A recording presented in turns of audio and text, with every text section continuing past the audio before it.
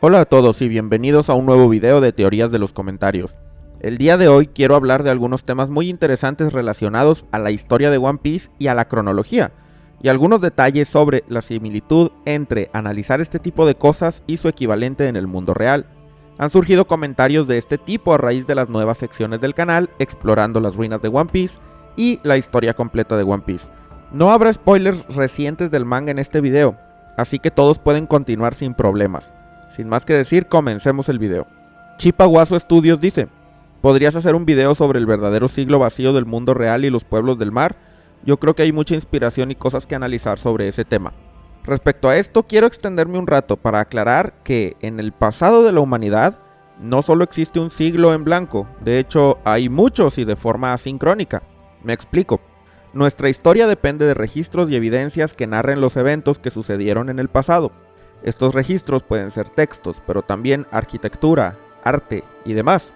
Existen diversos periodos en los que estos registros se perdieron, fueron destruidos, o bien en los que la humanidad no se dedicaba a la escritura lo suficiente y por lo tanto no es precisamente que en la vida real haya un siglo vacío, sino que hay muchos periodos con registros nulos o escasos de diferentes longitudes.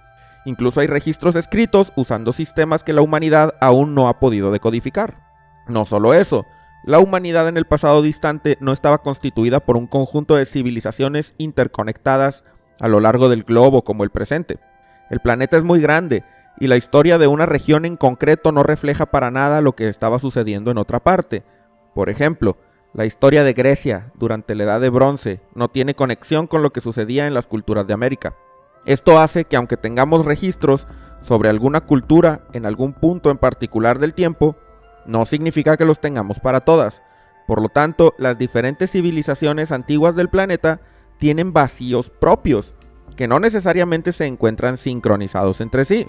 En concreto, en realidad hay muchísimos huecos en la historia de la humanidad en su conjunto. Y yo no soy historiador, pero seguramente quienes se especializan en eso sabrán que al estudiar el pasado, es necesario usar todas las pistas disponibles para tratar de reconstruir la mayor cantidad de eventos posibles. Y cuanto esto no es completamente realizable, se plantean hipótesis que intentan llenar los huecos, así como nosotros lo hacemos con la historia de One Piece. No solo eso, de los registros que existen, muchos son conflictivos, pues el mismo periodo puede ser contado por diversas culturas de formas diferentes, dada la interpretación y la intención que cada una de estas civilizaciones imprime en los registros. Es el trabajo de los historiadores tratar de inferir la verdad incluso al analizar evidencia que se contradice con otra.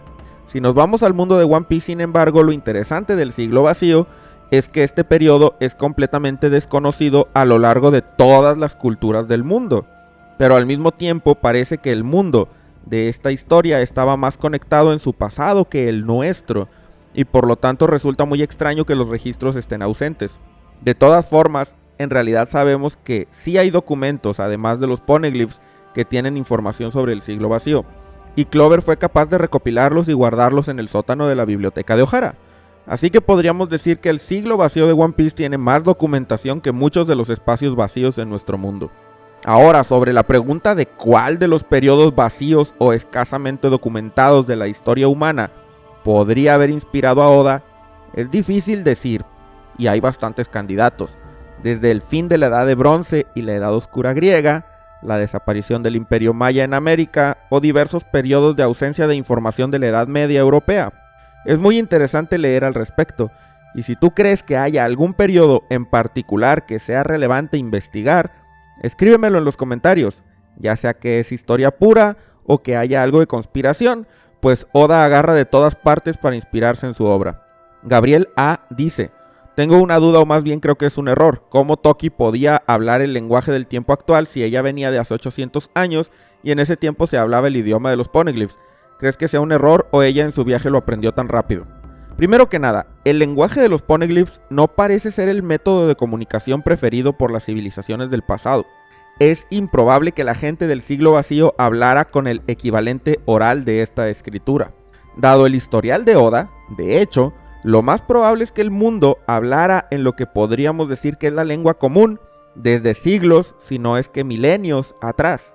Prueba de ello es que seres muy antiguos, como los reyes del mar o Zunisha, hablan y piensan en este idioma, incluso aunque no se estén comunicando con otras personas. Otro ejemplo viene de que hace 400 años Noland hablaba y escribía en un idioma que Nami pudo leer sin problema, lo cual indica que no hubo una evolución considerable del lenguaje escrito en 400 años. Los autores de ficción usan este tipo de recurso para no tener complicaciones narrativas a la hora de enfrentar a sus personajes. Por ejemplo, sería lógico que la tribu Shandia, los Minks o la gente de Wano tuvieran su propio idioma, dado que son civilizaciones aisladas del resto del mundo. Pero ese no es el caso, y repetidas veces hemos visto que gente de fuera puede hablar con ellos sin problemas. Si One Piece se pareciera al mundo real, por ejemplo, Noland hablaría en el idioma del reino Livnil y Calgara en el idioma Shandia, y entonces al conocerse ni siquiera podrían comunicarse entre sí. Este tipo de dinámica hace necesario que cada que dos culturas se enfrentan en una historia, haya la necesidad de introducir a algún personaje como intérprete para que se pueda dar el desarrollo entre ellos, lo cual puede resultar forzado, en especial en One Piece, donde tendríamos que cada que los sombreros de paja visiten un lugar nuevo deberían aprender un idioma nuevo o tener a algún intérprete como Nakama. Grandes autores de ficción como Tolkien superaron esta dificultad al establecer el concepto de la lengua común, universal, tanto en espacio como en tiempo, y muchos otros después de él eligieron seguir ese camino en sus mundos de ficción para evitarse problemas narrativos. Así que lo más seguro es que en el pasado distante, igual que en el presente, se hablara el mismo idioma. Y por lo tanto, alguien del siglo vacío, como Toki, no tendría dificultad para comunicarse con gente del presente. Víctor Miguel Carvajal dice: lo bueno es que la investigación de la historia antes del siglo vacío no está penada. El problema será cuando lleguemos a la parte donde se trate ese siglo. En cuanto al tema del video no estoy seguro, pero recuerdo que Cricket comentó que la nube Cumulonimbus, donde estaba Skypiea, llevaba millones de años de existencia. Esto es respecto a mi comentario sobre que probablemente el periodo más antiguo al que se hace alusión en One Piece es la era de los dinosaurios. El comentario de Cricket al que Víctor hace alusión viene del capítulo 229 del manga, cuando él explica sobre las nubes llamadas en japonés Sekiteiun, nombre comúnmente traducido como nubes emperador o cumulonimbus. Él menciona que al formarse, estas nubes no dan origen a lluvia y que se cree que han estado viajando por el cielo durante miles o incluso decenas de miles de años. A pesar de ser una hipótesis, me parece interesante mencionarlo, pues definitivamente es una referencia más al mundo antiguo de One Piece.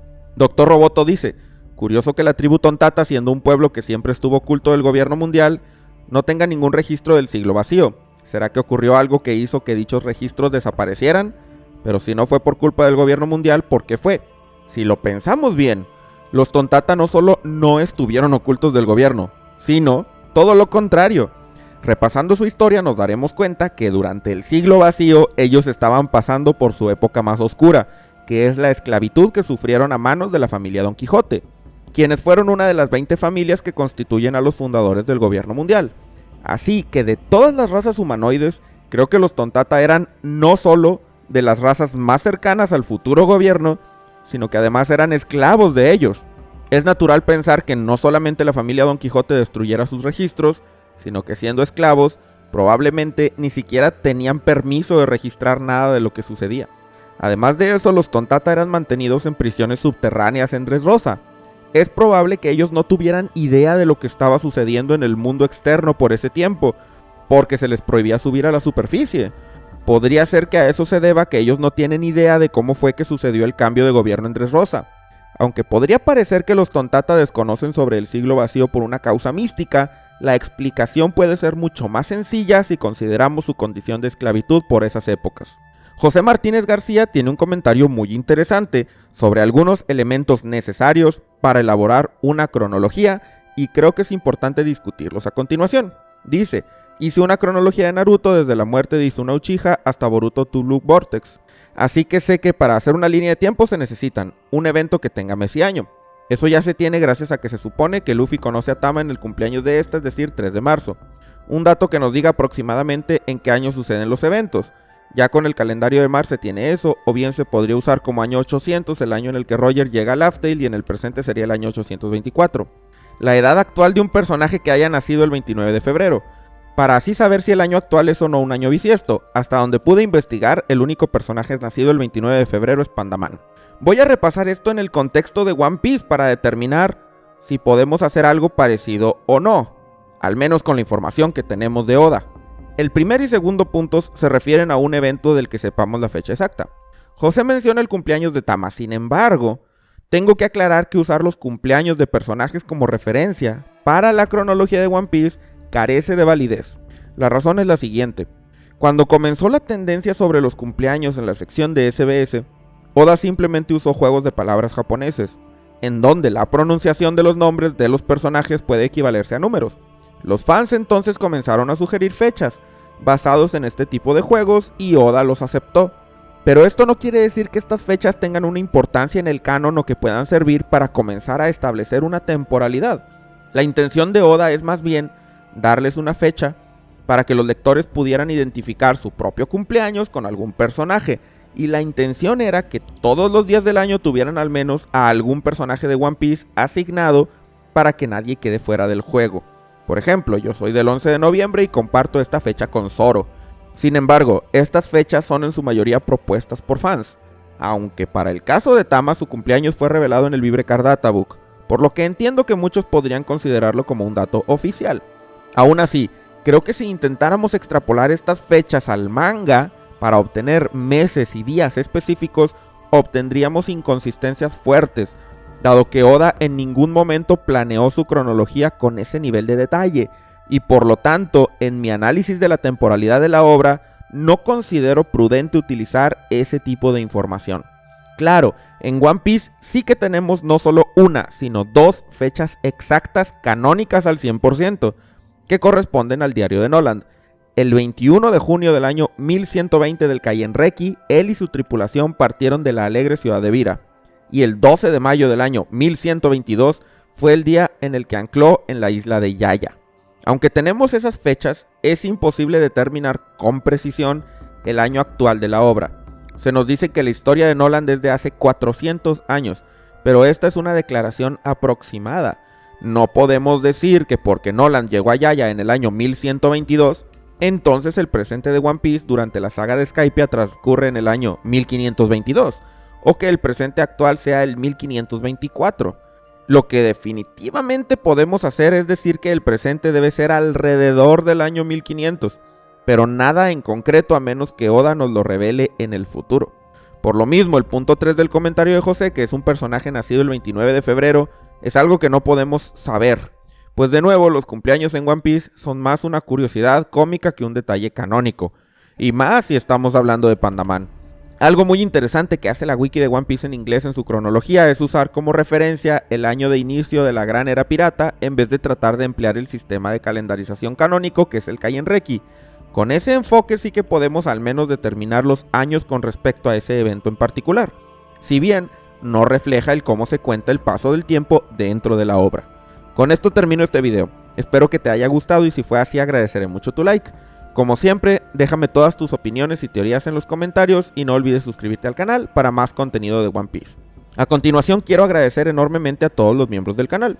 A López, Ramón Parra, Isaac Buzo, David Ginas, Luis Mira, Iván, Jerónimo Angiolillo, Terrasegundos, Cristian Ledesma Candás, Adrián Duarte, Alejandro González, Kaiserex, Waldos, Vomitus 404, CH3Z93, Oscor 25, Yoyo, Chofócrates, Cops, Jarayuco 1, Kep 06, Bolas 24, Yof Kun, Esculapio, Andrés Miñán, Cristian Ignacio Zúñiga, Gibran Villa, David Dionisio, Roberto Sea, Sarmi, Hanahana Nomi, soy Dani Barrios, Agustín, Brian Kirsingen, Regube2, Seji, Eduardo RS, Maineragon, Miguel Pérez, Esteban Sangroni, González de Mario, Lucas Núñez, Benjamín Bustos, Diego Ahumada, José Alarcón, Osef de Yoli de Gonslip, Jack de Pájaro, Jack Gamer, Félix Ale, M. Lamentes, Sara Aguilar, Federico Juárez, Mr. Don Luffy, Malojo, Enrique Molina y PX Flampe.